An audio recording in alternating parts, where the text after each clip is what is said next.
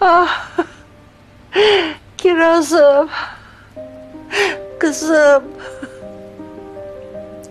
Sultan alan ne etsin şimdi? Halasının gülü, halasının çiçeği. Nasıl kıydılar sana yavrum?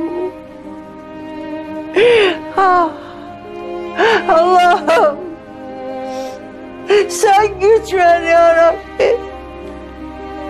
Allah'ım, sen sabır ver. Allah'ım.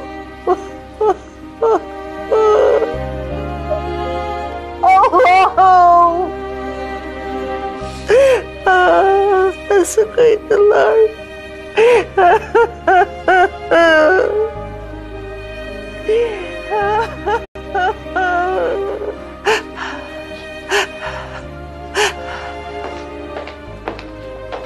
Bir şey mi istedin? Su alacaktım. Ben getireyim. Yok, ben hallederim.